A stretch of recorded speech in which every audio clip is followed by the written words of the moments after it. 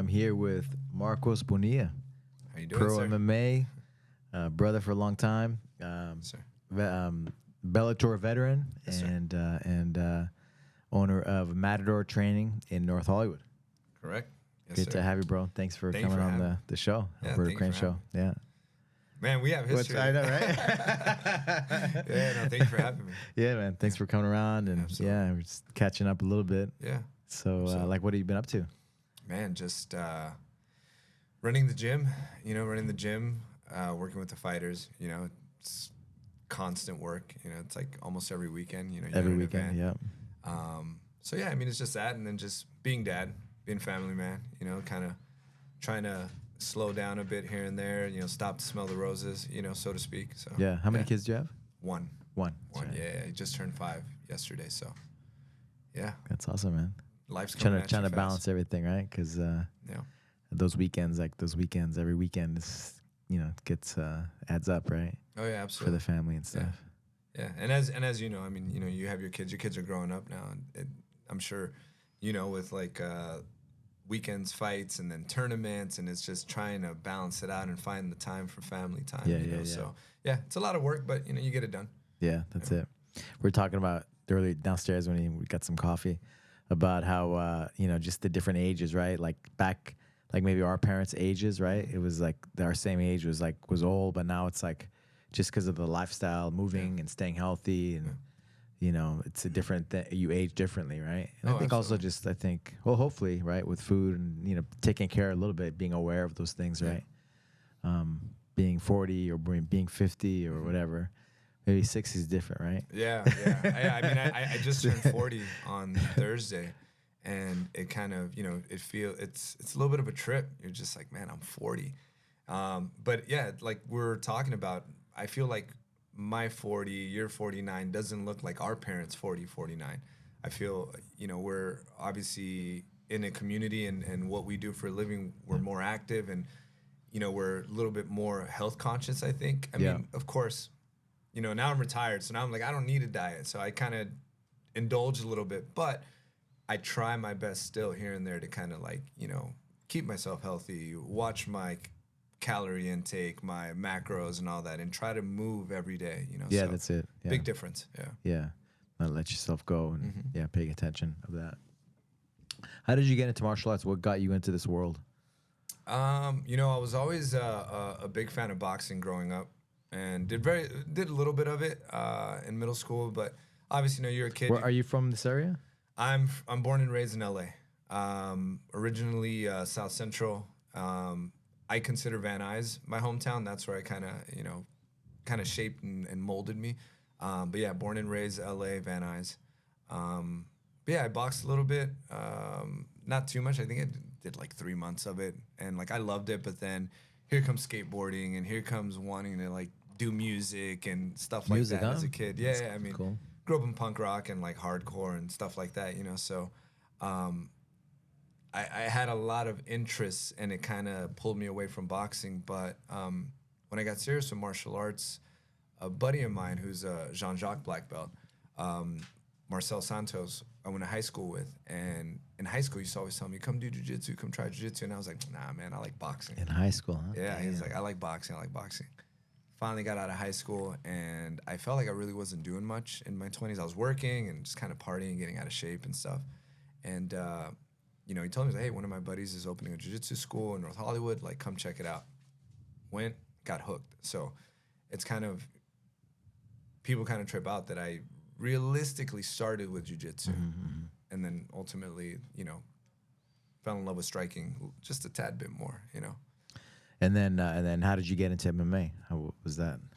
How that happened? Because especially, I think a few years back, it wasn't that easy, right? It was like, I mean, still not easy, but it's like back there weren't too many shows, there weren't any events, right? Right. And we created our own shows just to be able to, have the guys get fights and stuff, right? Yeah. It's funny you bring that up. I was just having this conversation with my guys last week. I'm like, guys, you guys got to stay in the gym.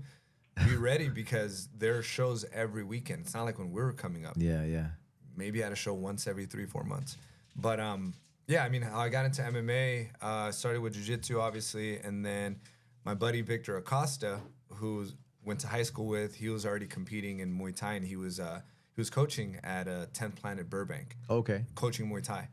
So went out and trained with him, and then it just kind of like you know, I started to fall in love with the striking aspect of it, Muay Thai specifically, and I remember just telling him, like, you know, I want to compete. I want to do a amateur fight. Like, literally said, I want to do one amateur fight. And you know, he had some things. He moved and opened his own gym in Mar Vista, which is obviously a little far for us. Took us to Defiant, who's still here down the street. Okay. With Daniel Gutierrez, and I expressed to him, like, hey man, I want to fight. And he was like, hey, man, you know, you're good. You have it. And, yeah, we just started training. And then one MMA fight became 2 and 3. And then somehow I ended up turning pro. And just kind of. What were the events that you fought in back on? Because that was the beginning of camo-ish? You had to wear a rash guard. Yeah, I had to wear the rash guard. Remember that? Yeah, I'm that old, guys. I had to wear a rash guard.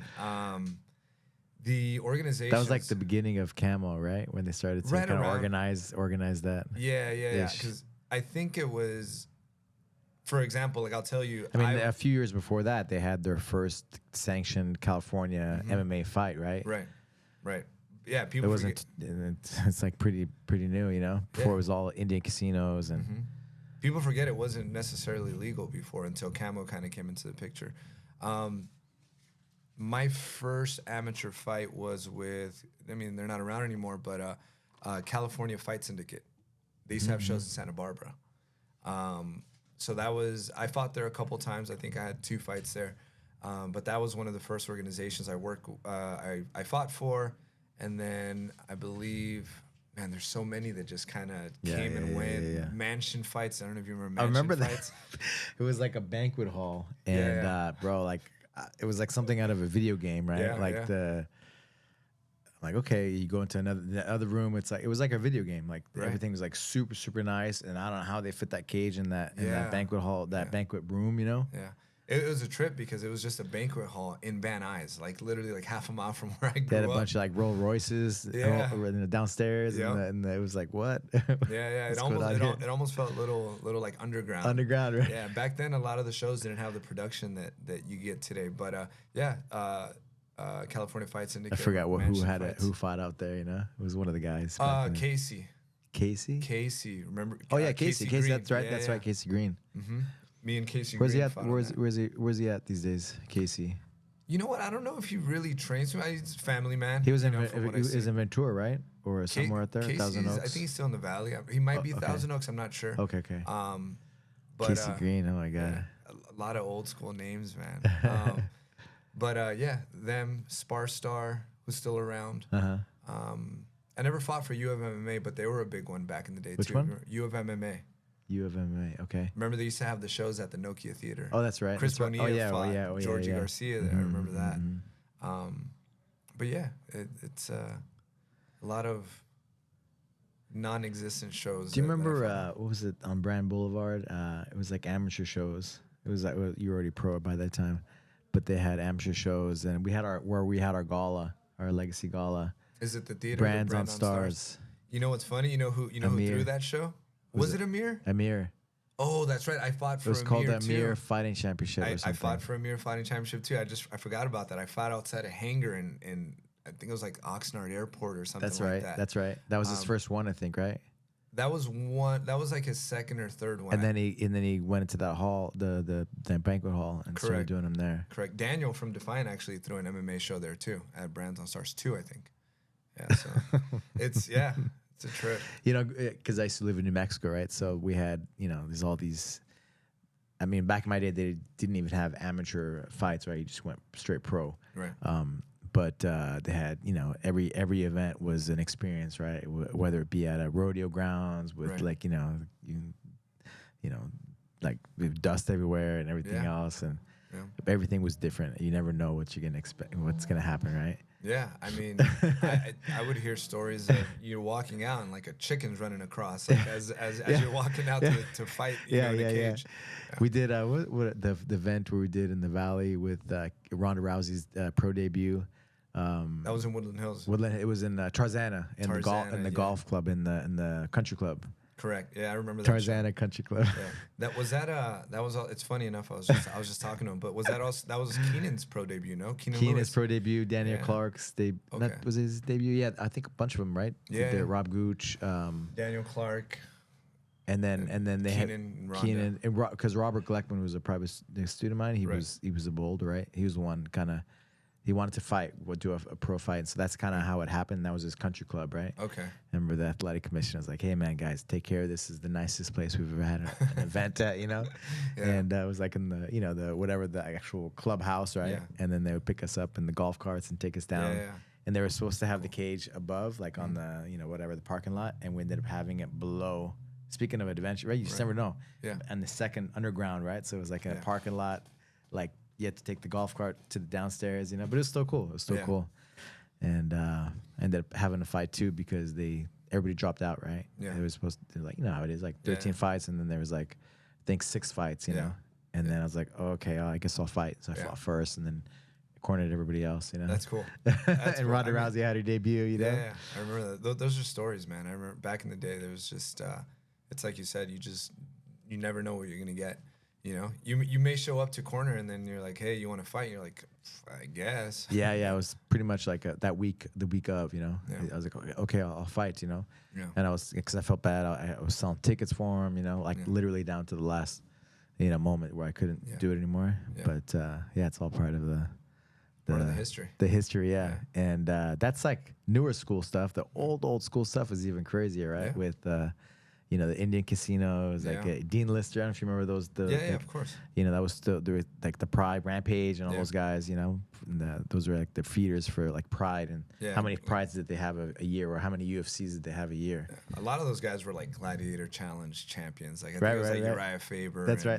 And Rampage. That's right. Obviously, they're household names now. But yeah. Then they ended up fighting the casinos. WEC, right? Then they started the WEC, and then the UFC bought WEC, and like Jose Aldo and all those guys, I remember it was Jose Aldo. Who else was it? Gilbert Melendez, Cub Swanson. Swanson, yeah. I think it was Dustin just the last WEC guy to. Who was that? Dustin, or Cub's still fighting? Dustin was is Cub still in it? I think Cub's still fighting, right? Yeah. But Dustin, just retired, right? One of the last, Wait, WC, yeah. It's, man.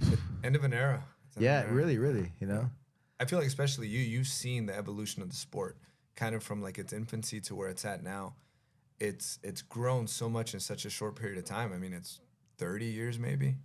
30 years, yeah. UFC 1 was what, 93, yeah, exactly. Yeah. So 30 years, 32, whatever. Yeah. From back in those days, like representing your martial art, right? Right. It was nobody was an MMA, really an MMA fighter. And then even if you were an MMA fighter, you weren't a specialist in anything. So like, for example, Hoist Gracie, right? Or Hickson could dominate, by making it a ground fight. Right. And now it's just you have to be a complete fighter. You can't get away with just being a jiu-jitsu specialist. You have to be an athlete. You have to be well-rounded. You have to be pretty much great at everything, right? I mean, I truly believe this is the fastest evolving sport.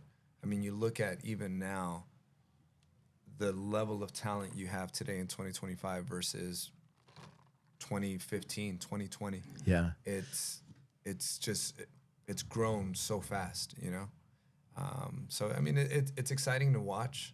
It's exciting to see and be a part of still, to this day. But, like you look back on it, I'm just like, I don't know if I could hang with these guys today, like it's just so different. I feel like, and again, there was a lot of guys that made names for themselves that I think today would have a tougher time.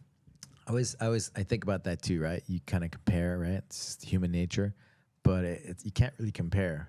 You can't compare because it's different, Different eras, yeah. Different eras, you know. So, and I think just our who we are, comes out no matter what situation we're going to be in. Right. Yeah, we just didn't have these opportunities, For example, when I was in New Mexico, I used to live I'm from New Mexico. The Ultimate Fighter came out in 2005, I believe. Right. Yeah, 2005. And so before that, it was all underground kind of stuff, right? Right. And like maybe like a year before that, the UFC's kind of the Fertitta brothers got into it, right? And they had it the Trump Taj Mahal, whatever. Oh, that's right, in Atlantic City. Yeah. Right, yeah. And like around maybe like a couple years before that, and then they were losing all this money, and then they had the Ultimate Fighter in 2005, and I was like, okay, we're gonna try one more time, you know. Right. And then Diego Sanchez he was from New Mexico, Right. and then the Stefan Bonner, you know, what's his name? Forrest Griffin. Forrest Griffin, yeah. Where that crazy fight blew it up, you know, on Spike TV. Do you remember Spike TV? I remember Spike TV. Right? I'm that old. I remember Spike TV. These kids don't know about Spike TV.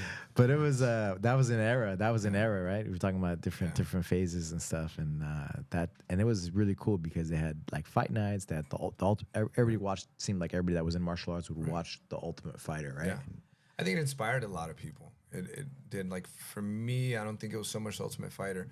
I really was like, I want to try this out. I saw BJ Penn against Sean Shirk, and I was like, man, that looks awesome, you know, and try it out. And that's what it was for me. But I think for a lot of people, for sure, like the Ultimate Fighter. Not just right, so we got more eyes, but people like not everybody watched the Ultimate Fighter, but like the UFCs, everybody watched kind of every. I mean, back in those days, I watched like every UFC that was out. Right. You too, like because now there's so many, right? Right. Yeah. I mean, back then, again, it's like we talk about the local events. You had one every couple of months, and that's how it was with the UFC. Yeah. Like now it's like every weekend you have fight night, and then you have 138 or whatever, you know. You know, because back when I did my UFC debut, they didn't have that many events. It was like like maybe 5 a year or whatever it was, you know, pay-per-views, whatever. Not even sure that they started to have the fight nights and stuff. Right. But it was far in Far between, right? Yeah. So to get on a card was a big deal. But now they have so many, and it's great. You know, I think they're kind of started to cut down though, right, on the amount of events in the UFC. I think so. It kind of feels that way because like now you start seeing on social media, you start seeing the memes like, what do I do? There's no UFC fight night this weekend, or there's no UFC fights for 2 weeks. So people kind of freak out a little bit. So I think they're probably scaling it back a little. Yeah. We mentioned Dustin, Nick. What did you think about Dustin and Max Holloway? Man, that was an amazing fight. There were so many good fights on that card, but I think that definitely should. I'm sure they got a little indiscretional, bonus. But I think it should have been fight of the night. It was amazing. They didn't give a bonus? I'm sure they did. Yeah. I think as far as when they do performance of the night and fight of the night, the officials, it didn't go to them. But I thought it was fight of the night. It was amazing. Obviously a legend in the sport and end of an era. The diamond era comes to a close, and you're just kind of like, wow. You really kind of look back and just think about how much older you're getting, But it was a great fight. I remember I met him at Jared's one of Jared's UFC fights. Mm-hmm. He was in the back. He was just kind of starting out. Right. Yeah. Talking to him. He was a featherweight. He was a featherweight at the time. Yeah. He seems like he's a cool. I never had the opportunity to meet him, but he seemed like a cool guy. Yeah. I've always enjoyed watching him. I like to think I'm a little bit more of a kind of like a Max Holloway fan as far as like style and. Just him as a person. Yeah. They're both great guys, though, right? An amazing fight. Yeah. I mean, they both seem like they're good humans. Solid, so. yeah. Ask him the question. Yeah. So, right, I don't know, you watched the fights, right? And you watched watching the Justin, Max Holloway, Justin, when he knocked him out in the last 10 seconds, and he pointed. Were you thinking, like, is he going to point down to the ground with 10 seconds left? I think 100%. Out of how many people watching that fight were thinking, like, okay, so last round, it's going the distance. Yeah. Is he going to point down to the ground? Yeah, I think everyone knew it was coming for the most part, but I think it was a little different, right? Like when he did it to Gaethje and when he's done it to everyone else, it's like, all right, let's see who's tougher. Let's go. I mean, it's for the BMF belt. And I think this time it was more of a, will you do me the honors? Like kind of like he kind of looked at him and he pointed down like, will you do me the honors of let's bang it out for 10 seconds? And I think it was more of a show of respect to Dustin as opposed to his other fights where it's like, let's see who can knock each other out. I think it was just like, okay, let me send you off the right way. What would you have done in that situation? When Max pointed to the ground, kind of exactly what Dustin did, clinch him up a little bit, kill some time. Listen, man, you don't. I have no ego, man. Like, dude, like after seeing that brutal knockout, like it's got to be in the back of everybody's mind, right? Yeah, I think it was like Especially Dustin's retirement fight in You don't want to Louisiana. go like that, yeah. I think Dustin threw maybe 2 to like Holloway's 10. And then he just clinched them up. I was like, smart man, because that's what I would do. Yeah. Nobody can. I wasn't hating. I was like, yeah, it's good. But it was the fact that he did it. He's like, oh man. Yeah. And what a way to like end your career too, though. You know, it was a great fight. On your feet. What did he say? He said it himself. He said he felt a couple of shots. He's like, I ain't going out. Nah, smart I'm man. not going out like No, there's no ego, man. You know, like when you've been in a fight or you're in a tournament and like someone's got something on you and you're just kind of like, damn, should I go to sleep? Or what's more embarrassing, tapping or falling asleep in front of my mom? Like, you know, like I've been in fights where like I'm getting choked. I saw an interview after, you know, we was talking about it. Dustin was talking about it, and he's like, you know, it's probably good. This is my, you know, because you know he BMF belt, he for sure, right? Right. He's one of the toughest guys, resilient, just tough guys, right? Yeah. And he's like, yeah, it's probably good as my retirement fight for a reason, right? Because I'm like, I don't need this. I don't need the smoke anymore. Yeah, no, and it's just I'm good, you know. And like that, like I see that, you know, like in no way do I compare myself to Dustin Poirier or any of these guys that have retired, but you know, at some point, you put work in, yeah. Yeah, I mean, at some point in your career, you start thinking of the bigger picture. You know, he's a father. You know, he has a family, and just, you know, like yourself, you're a father, and you start thinking about your health a little bit more. And you start thinking about like, well, I need to be around for my kids, and I think that was a big part for him. You know, it was just like, okay, he's done it at the highest level. You know, fought the best guys in the world, and it's like you have nothing left to prove. You know, like. He did it right. He did it his way. It's like, okay, I'm gonna retire from the sport on my own accord. I'm not gonna let the sport retire me. So. And you know, even though he didn't get the win, he still won, right? Oh, of course. I mean, he's winning at life. You know, I mean, it's wins and the losses comes with being bosses, right? Was that Meek Mill? Man, the Rocky Balboa, his last movie, right? Yeah. You know. He lost the decision, but come on, you know, everybody's cheering for him and walking down on his hands up, you know. It's winning. And it is what it is. The fighting spirit, the character things, right? Yeah. Like who he is. Yeah. It's a hard pill to swallow when you decide to step away from the game competitively. It's very hard. What was the moment for you? Oh man, you know what? I didn't know I was going to retire until the 3rd round of my last fight. Nobody knew. It caught everyone by surprise. You know, I partially tore my ACL, LCL in January of that year and kept trying to rebook fights. I had like 3 fights fall out that year. And then finally in July, I had crazy atrophy. Like I lost muscle in my leg, and you know, I was getting it drained during training camp just so I can, you know, maintain. And I thought, well, I'm good enough to beat this guy with one leg. So, you know, the fighter in me was like, you know, I could still run this, no problem. My doctor that I was going to was like, you shouldn't fight because your quad is really weak. You've lost a lot of muscle. And I'm like, I'm fine. I'm training fine, which wasn't the reality. I couldn't run. I wasn't sprinting. I wasn't sparring. Everything was technical just to preserve my leg for the fight. And I got in there, and I remember going into like the 3rd round, just be like, I should have finished this guy already. Like, that's when I was like, I didn't give up because obviously I wanted to win, but I was like, I think this is it. If I can't, you're trying to find a way to be out, right? To get out of the situation. So many things went through my mind in that last round where it was just kind of like, well, I didn't have my normal training camp. I didn't spar like I do. I didn't run. I didn't sprint. I'm a big runner during camps, and it was all assault bike.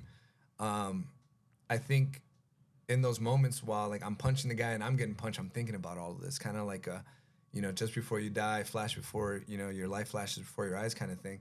And I'm thinking to myself, well, if I can't train the way that I used to, I think it's time to hang it up because I'm only hurting myself. And, you know, I see my son and my wife in the audience, and I'm thinking like, well, you know, I gotta deal with that. Yeah, I gotta be around for them, you know, like I can't get seriously injured. So as soon as that last bell rang, I was like, well, maybe it'll go to decision. I don't know. Judges can be a little funny sometimes. I might get the decision. I put my hands up and I looked over and I looked at my son and I looked at my wife and I just said, I'm done. That's it. Yeah. And then that was it, you know, and it was At peace.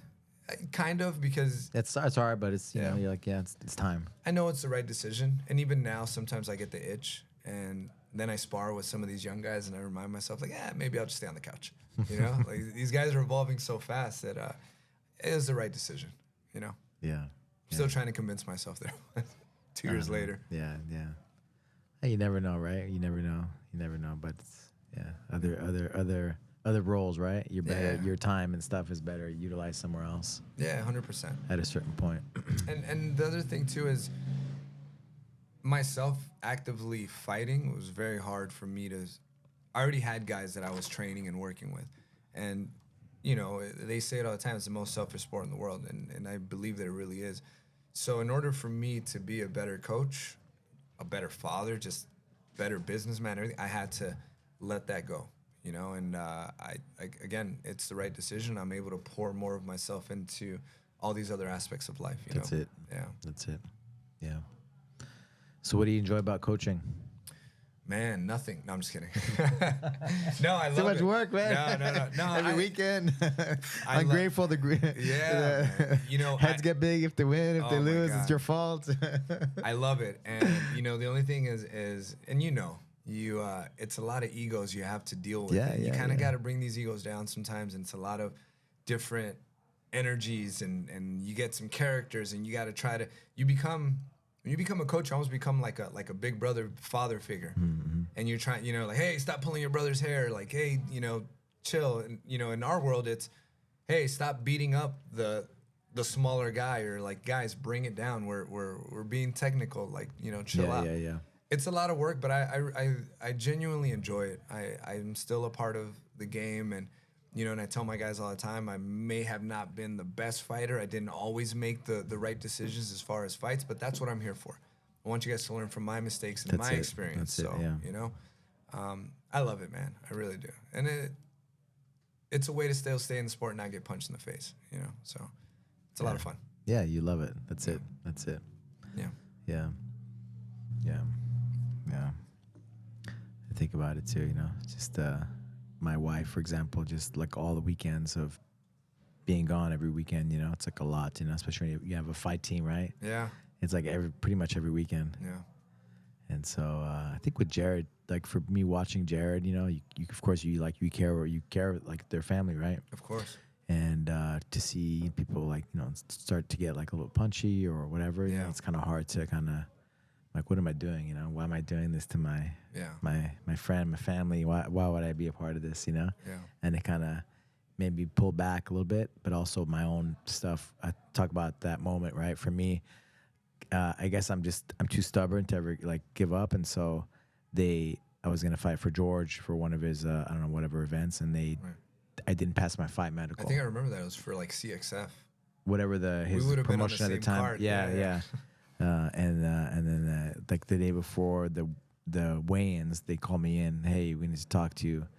And they're like, hey, you can't pass. We have to do more tests on it. You know, but we found these lesions in your brain. Yeah. You know, I was like, okay, you know, and there was like really serious, kind of a serious tone. You know, yeah. The nurses and everybody treating me like that. I'm like, okay. You're like, this is serious. But it was a blessing because, of course, I went back and did more tests and all that. Like, yeah, you have multiple sclerosis. Can I let you fight? I was like, well, can I still do jiu-jitsu? Right. And then they're like, yeah, sure. You know, there's no brain damage, whatever. Right. And then I started on getting back into the tournament scene. You know, competing. Right. I did one, and then that's it starts right 2, 3, and then it just went on. Effect. Yeah. But I really appreciate having jiu-jitsu as a background as well. Just as a way of life, you know? Right. Yeah, I mean, it makes you resilient, you know, and I think that, you know, dealing with something so serious, like, you know, being diagnosed with MS, and I think for you, you kind of tap into that warrior spirit again. You're like, all right, well, this is another fight, another battle. Yeah, like you were talking about, you know, like, your quads, like you're losing muscle on your quad and everything else, and just the thing that martial arts gives you really when you're dialed in, right? Like mind over matter. Right. Like, no, I'm good. Right. And that was the same thing. I'm like, yeah, I'm good, but I'm not good. Yeah. And that's how it was. It was like, you know, I had stuff in my fights in my career where for example, like I got sick during fight week, and I had coaches telling me like, "Hey man, like we shouldn't do this," and I was like, "No, I'm fine. I'll be all right." And then you go in there and you're dying in the cage, and you're like, "I'm not You shouldn't good." have done that. Yeah. Yeah, yeah. So, But the fact that you can even do that, right? You believe, right? And you, whatever it is, wherever you tap into, just the human spirit is so, it's like the power of the mind, you know? yeah. I remember that fight. I like my body literally shut down on me, and I remember in the third round just kind of getting beat up a little bit, and it's weird to say now and look back on it, but I remember my little brother was probably like 11 at the time, and like my dad are sitting cage side, and I can look over at them, and there's blood everywhere, and I'm trying to let them know that I'm okay, and it's weird that in that moment I kind of accepted like, okay, if I die in here, I'm gonna die in here. It's that warrior spirit where it's kind of like, all right, I'm gonna go on my shield. Literally, if I stop breathing, this is how I'd rather go out. I mean, that's how you have to have. That's how it has to be, right? Yeah. If you're gonna be real, Yeah. you're gonna do it. You have to have that mindset. Like 100%. I'm gonna do this. I'm gonna win or die trying. 100%. Yeah. Yeah. And once you start not having that, then you're like, you know, maybe it's time to. Yeah, and you become like the logical thinking comes into play, and you're like, maybe I shouldn't do this. You know, when you're young, you feel invincible. Yeah, yeah. As you get older, you start learning, like, okay, wait, maybe, hold on, let's reanalyze this. Yeah. Do you remember Daniel Clark? Yeah, I remember Daniel Clark. Yeah, he started working. He would have gone to UFC for sure. Yeah, was his last fight against Thor? Was that his last fight? Not sure, actually. It was at the Hollywood, one of those. What was it called? Hollywood. It was the Florentine Gardens. Florentine Gardens. Yeah, it was like on a Halloween show or something like that. Yeah. Something like that. So many guys that I remember. I don't know if you remember, but this was Alberto Crane fight team was actually my first MMA team that I was a part of, because I just trained Muay Thai at the because people are going all over the place, right? Doing this, doing that. So the guys who were in here, this was the first fight team I was a part of, which was like obviously Jared, Chris Bonilla, Keenan, Casey, Akko. There's so many people that like now, you know, you're just kind of like, you look back on it and it's just like, man, we're having the time of our lives. Doing ground and pound training, wall training, great. Getting up on your feet, to get ups. Oh yeah, I remember systemized kind of training, right? Like I tell people about it all the time, and it's funny, like when you know, like even Ronda was here. You know, sometimes. Yeah. We had to, man. Ronda Rousey in here. Martin Gillett, Anthony Hernandez was in this room. A lot of old school guys. Damien Fats. Yeah. It's in the NFL. Yeah. Daniel's last fight was July 10th, 2015, against Marlon Magny. Oh, I remember that. It was for CXF. The one before that, the October show, was Thor. Yeah, I remember that. His last three fights were by win, rear naked choke. He did an anaconda choke. I showed him how to do an anaconda choke, and we called it the Danaconda choke, because he was like, if the guy he would knock him out, right, and if the guy tried to shoot on him, he would choke him out with that anaconda choke. Yeah, look at that. In like 10 seconds. His three last wins were by submission, and the guy was known as a striker, a Muay Thai guy. Really good striker. Yeah. I remember, really good striker. Yeah. And the only one I think it was an amateur run or whatever fight he lost. It was he had never been out of the first round. Yeah. And so you didn't know. Yeah. But that's part of their learning, right? Yeah, of course. Part of their MMA. There's nobody really. It's very rare for somebody to have an undefeated record, right? Yeah, I mean, especially now, and it's hard. I mean, when you see these guys that are undefeated, you're like, you kind of like, oh, when's that loss gonna come in? When are they gonna run into that brick wall? Yeah. I think losses are they're okay though. They're good, especially in our sport. You learn from them. You can't. I don't think you can evolve without them. So I welcome losses in a way, if that makes sense. Yeah, I think so. It's not as drastic. Oh, you lost. No, it's part of the process. I mean, Brandon Couture is such a great example of that. Yeah. He lost so many, right? Yeah. But people don't remember those losses. They remember like the wins, right? And big wins, right? That he did in the process. This last week we were down in San Diego for Tough Enough, and my heavyweight, one of the heavyweights I work with, Elijah Endow, made his debut, his pro debut. And, you know, the fight didn't go the way we wanted to. He did great, you know, for a debut, came out gunslinging, got caught in the second round. But, you know, like we said earlier, you know, in the heavyweight division, anything could happen. But the conversation we had after was that I think he said this was good because I got so used to winning. He hadn't lost in like, I don't know, 3-4 years as an amateur. So I said, good. I'm glad that that's how you see it because you know what? Like, this fight just made you better. This loss, I think, is going to do more for you than a win would have because then it's just another win. Now you're like, okay, now how do I climb back up that mountaintop? You know, so I think that's kind of like the attitude I have. You know, if you take a loss and you're like... Right, like the thing with MMA and especially like your pro record, right? Like it's like they're at 5 and whatever, 10 and 5, or 10 and 1, whatever. Like you can get caught up on that record, but the reality is that I think the goal should always be to keep improving and growing and becoming the best version of yourself, right? 100%.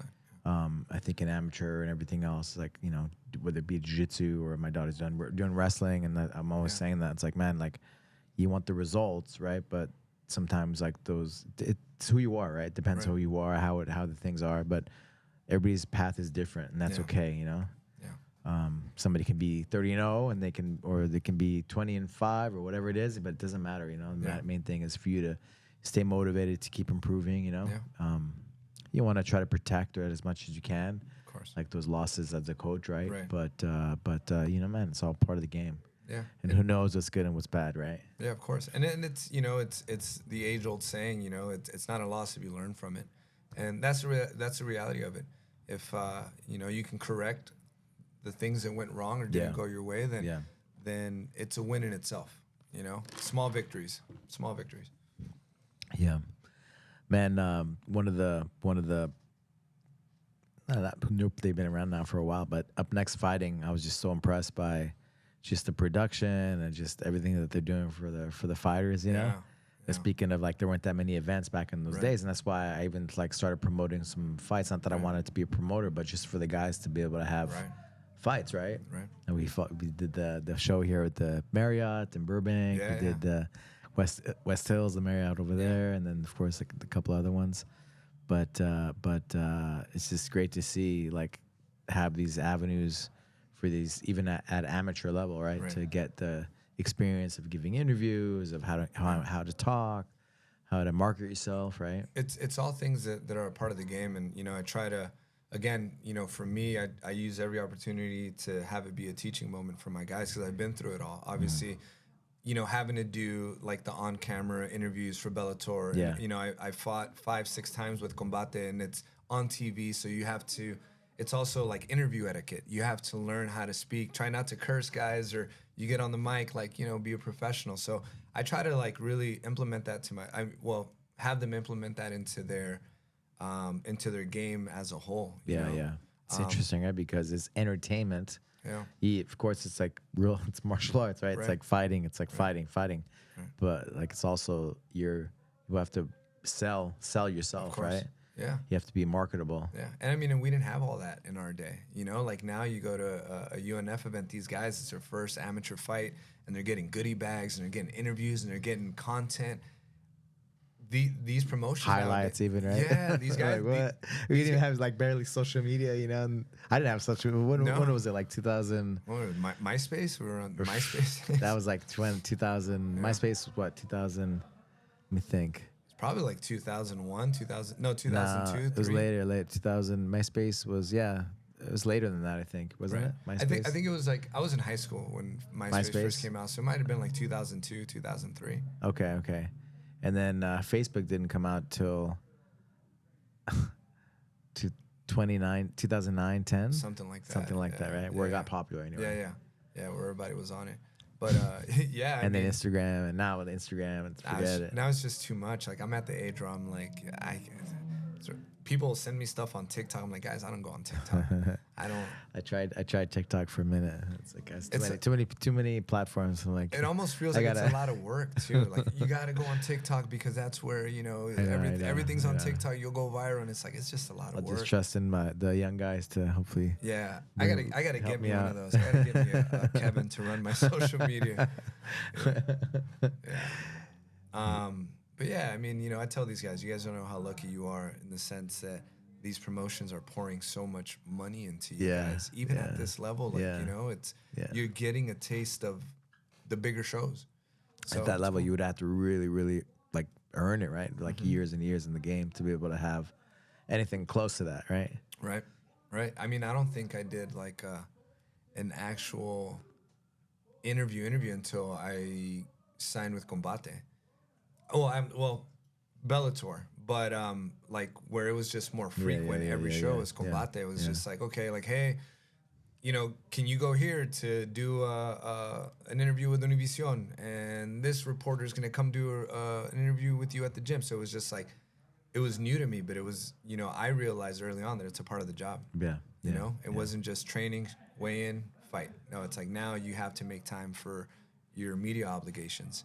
And it's just something that you're getting a taste of it now, and get used to it, because as you climb up the ranks and you fight in bigger shows, you got to do it. Sometimes you're cutting weight. You're in the middle of cutting weight.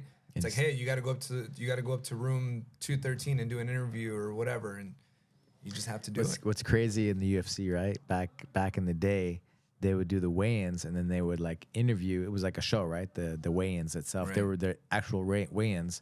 And the guys were like just so dehydrated, like the Conor McGregors, everybody else, and they have to perform and be able to like turn it on. Turn it on, Now they at least do it like earlier in the day or whatever, to do the weigh-in, and then later is the show, right, of the actual face-off or whatever. I remember weigh-ins, fake weigh-ins. The ceremonials. Yeah. Like now it's cool. Like these guys get to do content day with like UNF. They do it 2-3 weeks before. They gather everything they need for your pre-fight and stuff.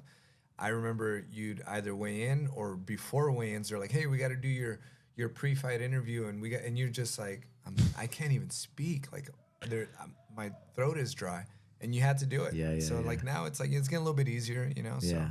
Yeah. Did you think it's a mainstream sport? Yeah. ESPN, like, come on, it's like it's one of the mainstream sports. When you first started doing MMA, did you think it was gonna turn into something like this, a mainstream sport? I think that I was when I started and I got into the game, I was kind of like in the middle child kind of. That was like my placement, because there was the OGs like yourself, a lot of these guys that obviously are older than me, and then you have this new generation. So right in the middle, when I came in, I think I started to see what it could be. I remember, do you remember the first Fox fight that was on Fox? Yes. And it was a complete disaster because it was all like red carpet, and then it was Junior Dos Santos knocks out Cain Velasquez, and it was over in like 30 seconds. I remember kind of seeing the UFC go through the trial and error, but when they were on Fox. Kimbo sliced, remember the Kimbo slice on CBS? Yeah, oh yeah. And he lost. Yeah. That was like, was that Strikeforce? Strikeforce or Elite XC. Elite Those XC, are some Elite great XC. promotions too that people don't remember. Nick Diaz, right? Yeah. That's where you had a starting lot the fights in the game. Paul Daly and Nick Paul Diaz. Daly, that's it. Those are great fights. Yeah. But yeah, I think I came up where I started to see its popularity grow, and I felt that it was gonna be something huge, And then you have someone like Conor McGregor come into the sport, and then you're like, oh, this is about to blow up, even more so than it already was. A lot of people like to hate on the guy, but I feel like he did a lot for the sport. Big time. He did a lot for the sport. Given elevated everybody's 100%. purse. Yeah. Oh yeah. He made it to where he was like the equivalent of what a franchise guy is in the NFL or in the NBA, right? Like, you're the face of the franchise, and that's what he was. And now look at some of the guys that are out there. Now it's kind of like, okay, like Ilia Topuria, who's kind of trying to follow in his footsteps. Mm-hmm. Now he's kind of becoming like the face of the UFC. So yeah, I mean, he did a lot for the sport. Yeah. Helped it blow up for sure. Yeah, big time. How about the UFC event on the White House lawn? Man, Is it gonna be on the White House lawn? something like that. Whatever. UFC at the White House. What do you think about that? Man, I don't know how I feel about it, to be honest with you. I think it just shows where the sport is, and you know the levels that it's climbed to. But it almost feels a little WWE-ish, right? Like you start to get a little bit of the WWE feel, like where it's I don't know. I don't want to fall into politics, but think about it like this: Trump helped Dana in the beginning. Yeah. that's Speaking true, of going yeah. back in time at the Yeah. Taj Mahal, he Yeah. put his neck out like because With they're the Taj Mahal, with the yeah. Taj Mahal, the Trump Yeah. Taj Mahal. That made it survive. They made Yeah, it survive, true. and he helped him out, and so he never forgot it. President. now it's like a full circle. And then Dana White, he asked Dana White to speak at the Republican convention, right, at the time. Yeah. And he's like, all right, listen, if you don't want to do it, I understand, totally understand, because he's gonna get a lot of enemies, whatever. And then he did it. He's like, actually, the wife was like, all right, just call him back. She already knew him. She's like, called him back. Like, let's forget about politics. Yeah. Donald Trump's always just been a UFC fan, Yeah. and now he has the power to Make it this happen. insane Yeah, thing yeah. happen. I mean, I think it's great for the sport. I mean, obviously, it puts it on another level. I mean, it's the first of its kind. I don't think you ever. I think back in the day, they had a football game on the lawn or something like that, like in the 30s or 20s. But Football this is. game? I think so. I think I read something like that. It was like a football game back in like the leather helmet days, on the White House lawn, but not to this level. I mean, obviously in 2025, you know, pay-per-view, social media, it's huge. It's a huge event. I think it's great for the sport. It's big for the sport. I think it just really depends on how they execute it. Like, is it going to be taken seriously, or is it going to be taken kind of like a sideshow? Just you know? They said they're gonna have 25,000 people. yeah. They're making Can you imagine the security checks? Yeah. The security, you gotta like go through like a bunch of security checks to get in there. Like, how does that work? Like, you have. I'm definitely not part of the organization. How does and that work? don't care to be. Yeah. They said they're gonna make if this happens, it's gonna be the biggest event. Like, I mean, I don't doubt it. 300 card. I don't doubt I it. mean, you're associating the United States of America with the UFC, right? Yeah. Like the government, the Yeah. country, the Yeah.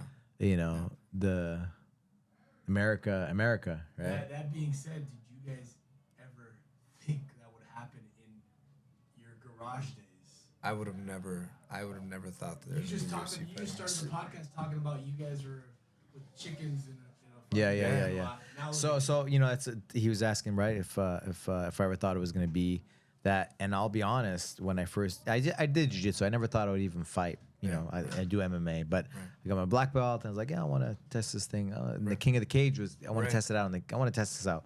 And King of the Cage was coming to New Mexico, so I was friends with Greg Jackson, and I was like, man, I want to get on the card. So I called them up, and that's how I started. I did one, and I sold a ton of tickets because I had a school there and stuff, and then they wanted me to fight again, and then that's how it started, right? And then you became champion. Yeah. He's modest. He's being modest. But the thing was, I never thought it was gonna be like a mainstream sport. I never thought it was gonna turn into what it did. But Greg Jackson, he did. Yeah.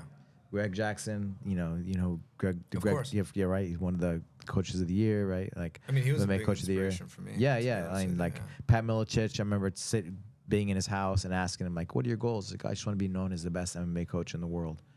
And he looked up at Pat Miletich, who was he had like 4 of the 5 weight categories of UFC champions, and so I was like, oh, cool, okay.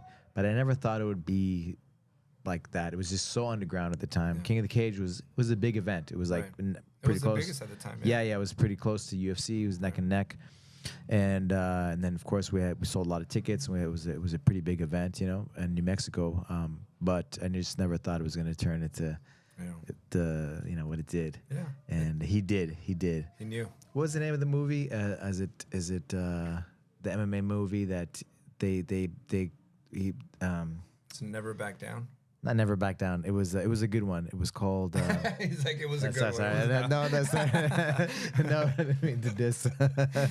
No, it was with I think Nick Nolte, and he was the dad, I think. And Warrior. then Warrior. Yeah, that was a great movie. Warrior. Yeah. And so they had a coach in the Warrior, and that was the coach was. It was basically Greg Jackson, and I think Greg Jackson, like whatever, helped whatever. Right. But they had like classical music in the background when he trained, and he's like very cerebral, guy, Right. very smart, Kind of. That's why like GSP, George St. Pierre, and all these guys kind of came through because he was just very smart. He had a mind for the sport. He had a mind for the sport, and he was all in. There was he sacrificed everything. Yeah.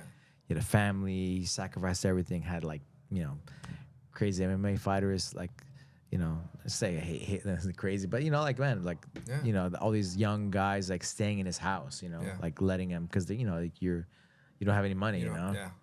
And he let all these guys. He believed in them and sacrificed like everything for these guys. He had his gym was like maybe like 1,200 square feet. Okay. Like look tiny little room, and they had a wall. There were like fold out mats. You know what I mean? Yeah. Fold out mats. You had to Velcro them together. They were Velcro together. Yeah. And Diego Sanchez, Keith Jardine, like he had a crew, and they all even like I was there too. Like we were talking about Carlos Condit. Yeah. We all trained on those Velcro mats, you know. In this tiny little space, he believed, and I asked him that, and he was like, "Yeah, I want to be known as the best MMA coach in the world," and he believed that it was going to be big. Yeah, and I love jiu-jitsu. Yeah, and I never thought I would even fight like MMA, but one thing led to another, and I did it, and then of course I fought for like 10 years, right? But yeah, that's awesome. I didn't see it, I didn't see it because it was so underground at that time. Same, and it's funny that you bring up Greg Jackson because people like ask me to like, I mean, going back to your question of how you got into MMA, I've always appreciated the coaching side of things. Like I've always been like a big Freddie Roach fan and like Nacho Berenstein. I don't know for those that I don't know if you know boxing. He coached the Marquez brothers, Juan Manuel Marquez and Rafael Marquez. Great. The guy was a lawyer though. He never boxed. And when it came to MMA, Greg Jackson was the guy that I looked at like, man, like this guy's got so many champions. And I'm not sure if it was true or not, but they were like, oh, he never fought, but he just has a mind for He never fought. No, he never fought. His uncle, his family there were some wrestlers, right? Okay. But there was a guy named Chris Luttrell.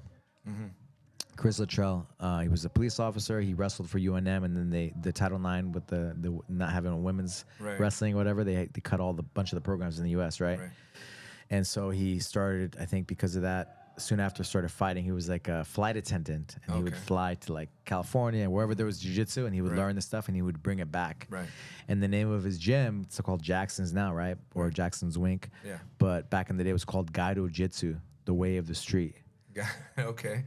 I never knew that. Yeah. Okay. The way of the street, and kind of people were like, Gaido Jitsu, come on. Right. But Chris Luttrell was like part of that beginning, and he developed the ground and pound system. Okay.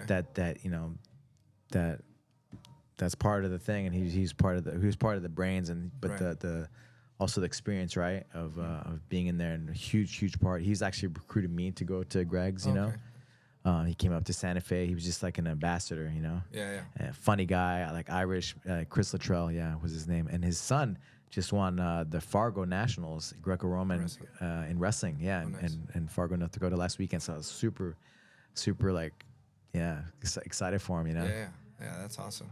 As a dad, right? Of course, you're like, what? Of course. No, yeah. I mean, that's after all these years, you know. Yeah. That's how I feel with like my son with like soccer. Like he loves soccer. He's like great, his passion. Awesome. That's at it. 5 years old, and I'm like, all right, man. That's it. Never forced. Like, That's it. He'll come to the gym. I'm like, hey, do you want to train? He was like, nah. I'm like, well, you got to also train, dude. You got to have cardio for soccer. And he'll be like, okay, I'll go. Like if I tell him like, hey, you got to do this, he's all about it. Yeah. But my kids, I wanted jiu-jitsu to be part of their lives. Yeah. And it was very like, whatever they decide to do in life, I just want them to have this a part of their lives. It teaches you so much, and it helps you become resilient, helps you learn the value of hard work, and how to earn things. That's it. Be consistent, right? To have a goal, and they've all told me that they want to be black belts, and That's I thought awesome. that was, yeah, I don't know. It's I'm proud. Makes Very you proud feel of all good. of them. Yeah, Really yeah, good. yeah. To be Yeah. consistent, follow Yeah. through, right? Yeah. Whatever you put your mind to. Yeah, absolutely. Yeah. Absolutely.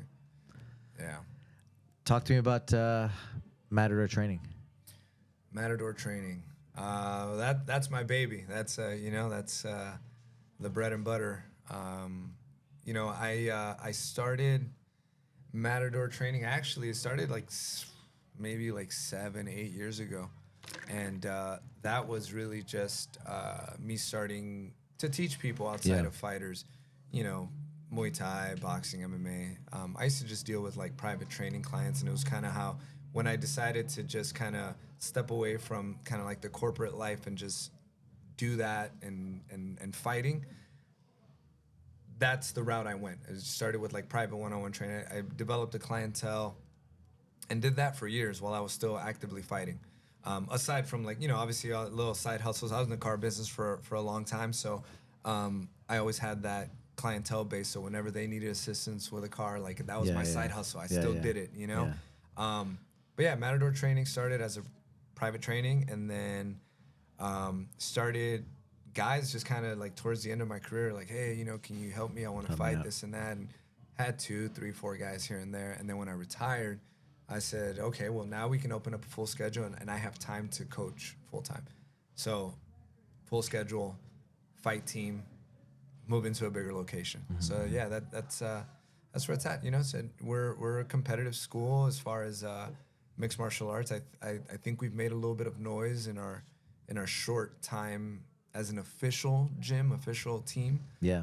A little over a year, we've already, we've made some champions, and yeah, I mean that's where we are. I was really excited to see Kevin make some videos at your gym, and I was like, Yeah. oh man, God, that looks really good. Yeah. Like the Matador training center. Yeah, So yeah. it's awesome, man. Like I know you're a great guy, so I know you're gonna be a great coach. You care about Appreciate that, people, yeah. and yeah, man, I'm excited to. I want to go visit your gym one Please, day and anytime. come by and hang out. Yeah. And keep up the great work, bro. Great talking to you. Thank you, man. Before we get off, I just want to say, like, you were a big inspiration for me as far as like wanting to become a great coach. And going back to the Greg Jackson thing, before I ever fought, I just said, I want to be a great coach someday. That's why I want to take one amateur fight. I want to know what it's like. And then that became an amateur career and a 10-year pro career. But here I am, and along the way, I had the opportunity to meet a lot of great coaches, and you're one of them, so thank you. I aspire to be like you. You've built an amazing place, and I hope to someday, have my own podcast and have multiple schools. So I don't think you know it, and I don't think people give you your flowers enough, but you're a huge inspiration. You've always been an inspiration for me as a fighter and now as a coach. So thank you. Thank you, brother. Thank Absolutely. you so much. No, thank you. It's How can absolute people pleasure. find out about your gym? Social media, obviously. You can visit our website. It's matadortraining.net. On social media, it's matador_training. And a little update, I finally let go of the Murder Marks moniker on social media. Now it's Matador Marks, because I feel like, I'm older now. I'm a dad. I don't want to scare people off. So that's how you can find it. Mainly Instagram, guys, and a little bit of TikTok. Not too much. Yeah. Awesome. Yes, sir. That's funny. That was fun. Yeah, man.